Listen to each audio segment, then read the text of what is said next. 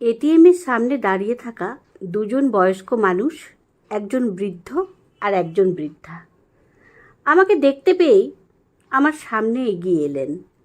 দেখেই মনে হলো ওনারা স্বামী স্ত্রী। আমিও টাকা তোলার জন্য এটিএমে এসেছি। আমি যাওয়ার আগে থেকেই ওনারা দাঁড়িয়েছিলেন।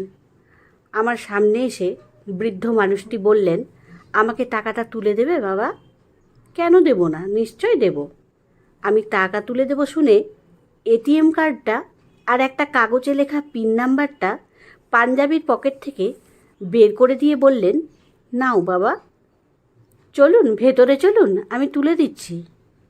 না না, আমরা বাইরে দাঁড়াচ্ছি, ও তুমি তুলে নিয়ে এসে দাও। সে কি, আপনি চলুন, আপনার টাকা আপনি যাবেন না, সেটা হয় নাকি? কেন হয় না বাবা? সব হয়। ও কিছু অসুবিধে নেই, সে বিশ্বাস তোমার ওপর আছেই। এই ঠান্ডা ঘরে ঢুকলে আমাদের ভয় হয়। তুমি যাও, আমরা বাইরে দাঁড়িয়ে আছি। কি করব ঠিক বুঝে উঠতে পারছিলাম না। এতটা বিশ্বাস করে আমার হাতে এটিএম কার্ডের পিন নম্বর দিয়ে দিলেন। এমন সরল সাদাসিধে মানুষ কেউ আছে নাকি? তা আমি বললাম, কত টাকা তুলব? 2000 টাকা বাবা।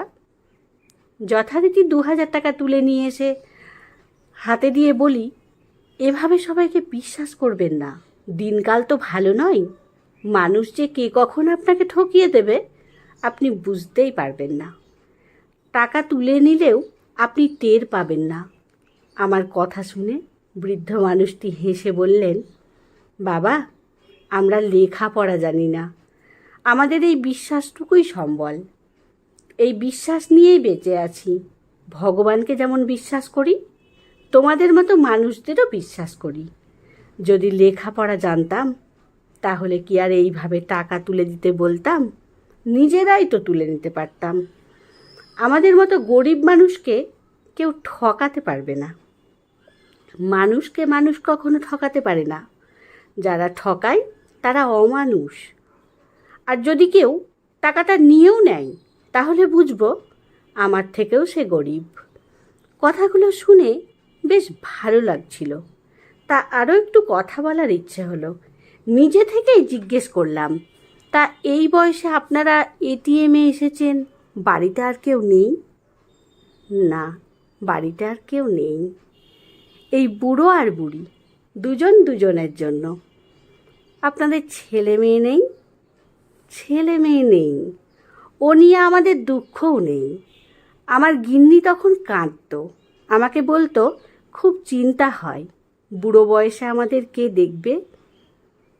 আমি গিন্নিকে বোঝাতাম, ভগবানের ওপর বিশ্বাস রাখো, ভগবান যখন জীবন দিয়ে পাঠিয়েছেন তখন তার জন্য ঠিক ব্যবস্থাও করে রেখেছেন, শুধু বিশ্বাস করতে হবে।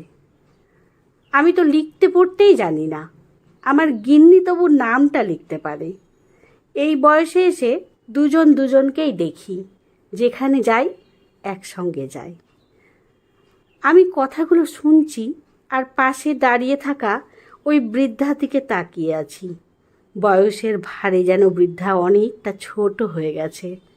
উনার বয়স 70-72 তো হবেই। রোগাটে চেহারা, মাথা ভর্তি সিঁদুর। সে তুলনায় বৃদ্ধকে বয়সের তুলনায় একটু স্ট্রং বলে মনে হলো। মনের জোরদার যে বেশি সেটা দেখলেই বোঝা যায়। এই বয়সে এসেও ওনাদের ভালোবাসার ঘাটতি নেই। কতটা ভালোবাসা থাকলে এভাবে বলা যায়, কিন্তু মনের মধ্যে একটা প্রশ্ন রয়েই যাচ্ছিল। গরিব মানুষ, অথচ লেখাপড়া জানে না। এই এটিএম কার্ড, তার মানে ব্যাংক অ্যাকাউন্ট তো আছেই। ভাবি একবার জিজ্ঞেস করি। দেখি হঠাৎ করে ওই বৃদ্ধর পকেটে থাকা মোবাইলটা রিং হচ্ছে। রিং শুনে পাশে দাঁড়িয়ে থাকা বৃদ্ধা বলে উঠলেন, ওই বুঝি বাবু ফোন করেছে, ফোনটা ধরো। দেখলাম বৃদ্ধ পকেট থেকে কিপ্যাড দেওয়া মোবাইলটা বের করে ফোনটা লাউড স্পিকারে দিয়ে বৃদ্ধার মুখের সামনে ধরে বললেন, হ্যালো, বলো। ফোনের ও প্রান্ত থেকে ভেসে এলো একটা ছেলের গলা। ছেলেটি জিজ্ঞেস করলো, টাকা তুলেছ তো? হ্যাঁ বাবা। ঠিক আছে, বাড়িতে যাও, তারপর আমি ফোন করছি। যাবার সময় ওষুধটা মনে করে নিয়ে নিও, ঠিক আছে? সাবধানে যাও। বলেই ফোনটা কেটে দিল। তারপর ফোনটা পকেটে রেখেই বৃদ্ধ হাসি মুখে বলে উঠলেন, এটিএম থেকে টাকা তুললেই বাবুর কাছে খবর চলে যায়। তারপর ফোন করে আমাদের জিজ্ঞেস করে টাকা পেয়েছি কি না। আমি বুঝতে না পেরে জিজ্ঞেস করি, বাবুর কাছে খবর চলে যায় মানে? কার কাছে খবর চলে যায়?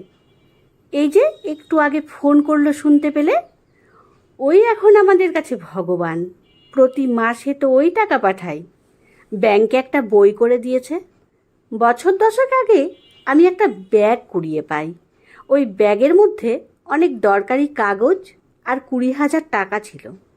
আমি ব্যাগটা পাওয়ার পর থানায় জমা দিই। পরের দিন যার ব্যাগ, সেই ছেলেটি থানায় এসে ব্যাগটা নিয়ে যায় আর আমাদের সাথে যোগাযোগ করে। ওটা ফিরে না পেলে ওর চাকরিটা নাকি আটকে যেত। ও বলেছিল টাকাটা বড় কথা নয়, দরকারি কাগজগুলো না পেলে কী যে হতো। অনেক বড় উপকার করলেন। তারপর আমাদের এই অবস্থা দেখে ছেলেটি নিজেই বলেছিল, তোমরাও আমার আর এক বাবা মা। আমি তোমাদের পাশে আছি। চাকরি পাওয়ার পর থেকে প্রতি মাসে টাকা পাঠাই। মাঝে মাঝে নিজের গাড়ি করে এসে দেখা করে যায়। এটিএমে ওই ছেলেরই ফোন নম্বর দেওয়া আছে, তাই টাকা তোলার পর ওর কাছে খবর চলে যায়। এই মোবাইলটা ও কিনে দিয়েছে।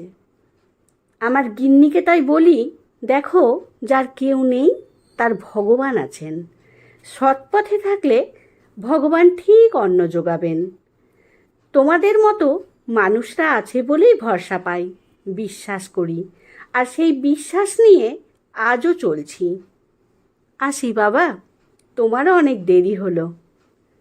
আমি তখনও দাঁড়িয়ে আছি। দেখলাম বৃদ্ধার হাতটা শক্ত করে চেপে ধরে বৃদ্ধ এগিয়ে গেলেন সামনের দিকে। কত কি শিখিয়ে দিয়ে গেলেন এইটুকু সময়ের মধ্যে। জীবনে বাঁচার জন্য অনেক অনেক টাকা লাগে না, লাগে সততা, লাগে বিশ্বাস, আর ভরসা করার জন্য একটা শক্ত হাত থাকলে ভালোবাসার অভাব হয় না।